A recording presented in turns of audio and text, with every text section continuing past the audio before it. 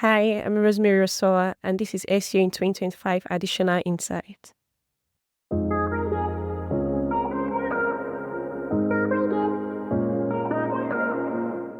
Rosemary, what's your additional insight for SEO in 2025?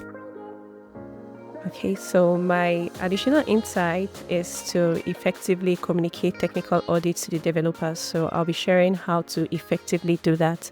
And one way I found to have worked is to, structure our audits to contain a user story, an acceptance criteria, and a testing strategy.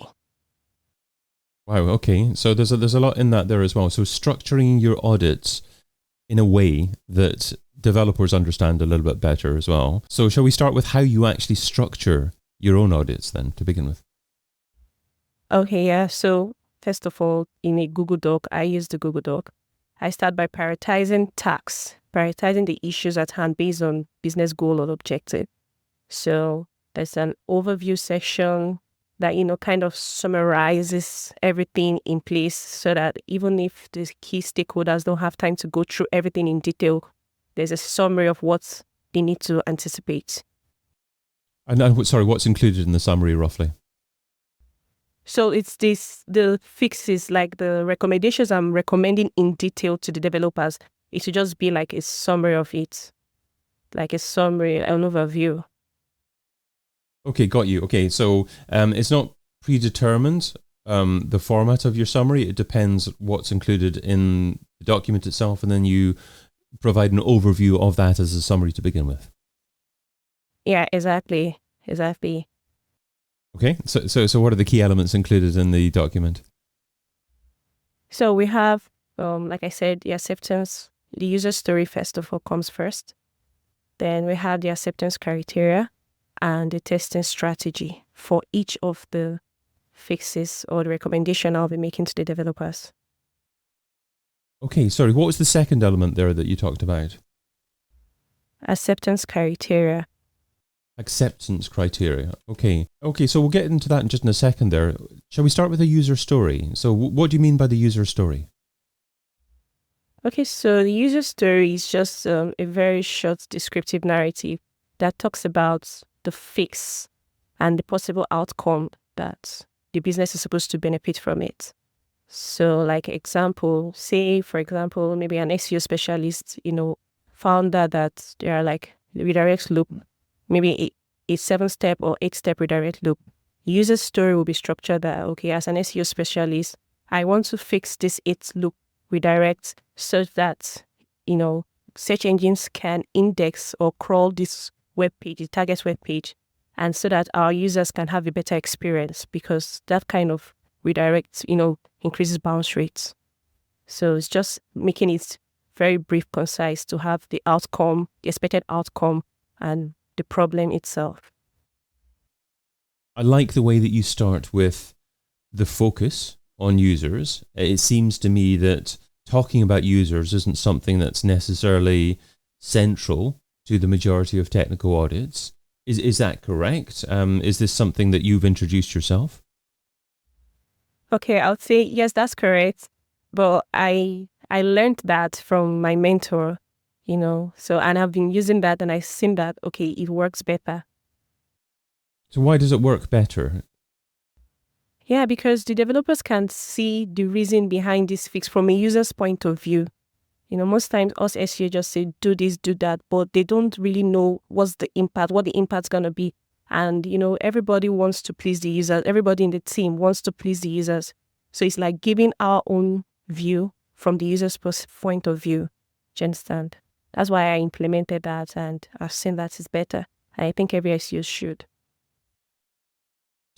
How do you try to measure the impact from a user's perspective for developers? I mean, for instance, do you focus on dwell time on site and how long a user takes to go through a certain funnel to get what they're looking for?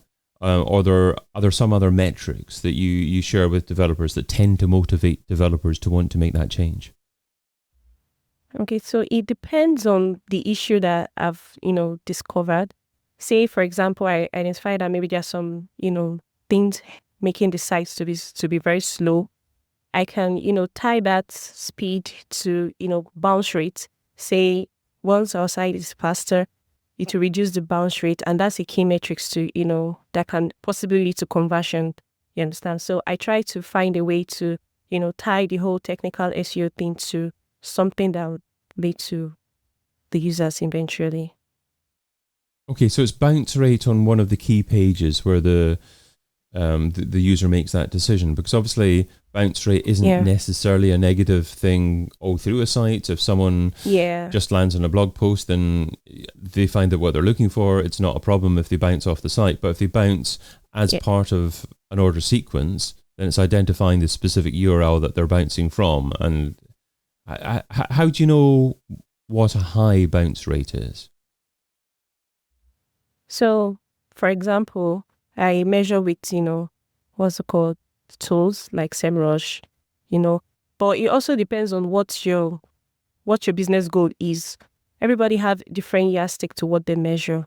You understand? So some people can say maybe 2%, 1%. There are different metrics for different, entities, different business. So for me, I'll say once I see that the site is way,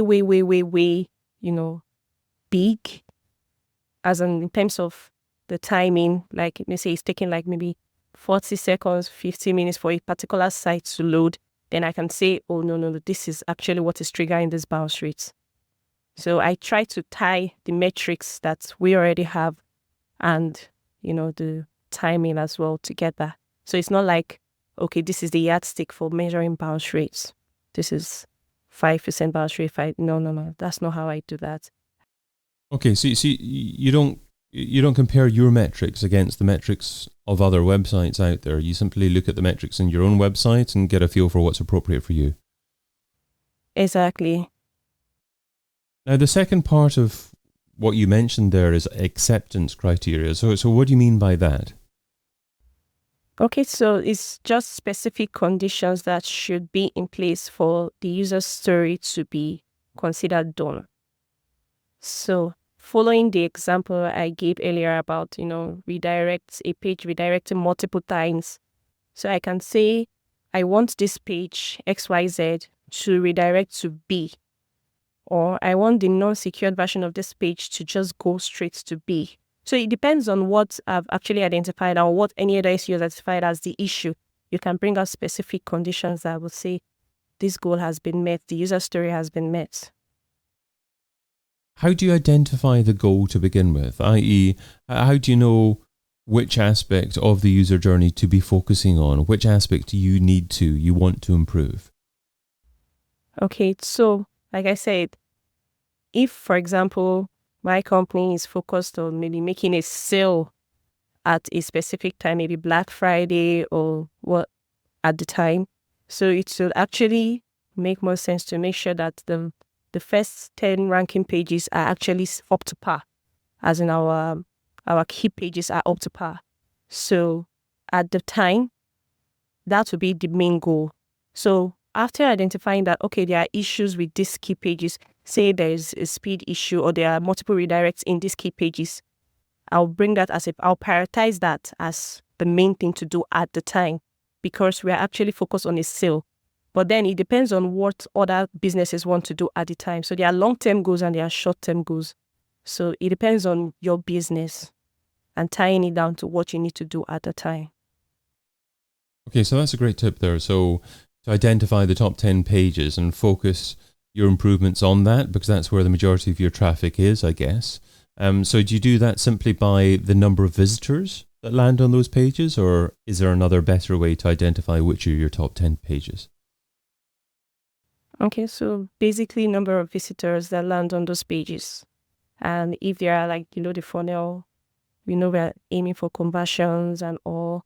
So, but the key metric is the amount of visitors. We don't want that to go down. We just want the more visitors, the tendency to convert eventually. Understand? So I just focus based on the amount of visitors. And then when you talk about testing strategy, what do you mean by that? Oh, so the testing strategy is actually what validates that the acceptance criteria has been done. So it's like the two-factor authentication. Like I like to say two-factor authentication. of what the acceptance criteria is. So for that, we can just tell maybe the developers to, following the example I gave earlier, to insert the test URL, that's the impacted URL. And if it returns maybe a non-secure warning, it means it wasn't done. Or if it returns a 404 warning, it means it wasn't done. In testing strategy, it just highlights the failed, what they should expect once the fix is failed, and when it passed. So it's like, so they know what to watch out for once they are, implementing, once they are testing that it has worked. And I'd like to get a feel for how to communicate better with developers, because I think a lot of SEOs struggle with this sometimes. Maybe not showing what to say, when to say it, how to meet with them, and what kind of time scale to use. So how long before you want to implement these kind of changes should you start communicating with developers? So can you offer some tips about how to better communicate with developers? Okay, so first of all, I'll say prioritizing your tasks, prioritizing the fix. So we always have a long list of things to do as SEO specialists. So the very first thing is to prioritize based on business goals and objective. After doing that, the next thing is to work hand in hand with the developers, understand their workflow, understand the constraints. Sometimes you are busy fixing a bug, implementing this and implementing that. Know that at that particular time frame, would it be okay to work with them? Then after identifying that, the next thing is now to structure the audit to have less technical jargon. And, if you must include a term that they will not be familiar with, or you think they might be, or you're not sure, it's to, include maybe a glossaries or define those terms beforehand. Then structure your audits to contain the user story, acceptance criteria, and testing strategy. That way, the timeline is greatly reduced. In fact, it's drastically reduced. So if you're anticipating that this X number of tasks should be done by, say, 1 week or 2 weeks, following this way, it should even be done prior to that, because the developers already know that they're anticipating a task. They're not like you just wake up one morning and say, do this and do that, and I want you to do this, irrespective of what they already had beforehand. So I think that's one of 2 tips I think that has worked for me, and I want to share with other SEO specialists. And what about the volume of work that you're asking developers to do? Because you don't want them to give them too much and for them not to be able to complete the task. So, I mean, should you give them enough work to maybe last them a couple of weeks, to last them a typical sprint? Yeah, how do you know actually how much work to give them? I'll say it depends. It depends. The typical SEO answer, it depends. It depends on the team you're working with. How big is your team? If you're working with just one developer, of course you should give a very long time frame. But if you're working with a team of maybe 10, 15, a lot will be done within that time. So, and it depends on the people you're working, how efficient are they? Are they really, really, really good? If they are, then it should be done within a short period of time. So saying that this X task will be done this, it's just, you just think about it, ask them first. Do you think you can do this before sending it to maybe the project management task or something? You have a Slack channel, chat them up. Okay, I want to do this, Is this okay with you? Do you think this time frame is okay with you, pending what you have at hand? And based on their response, you can now, adjust the timeline. Should it be longer? Should it be shorter? And just work up from there. What do developers typically hate about SEOs, and what can SEOs do to try to make sure that they don't annoy developers?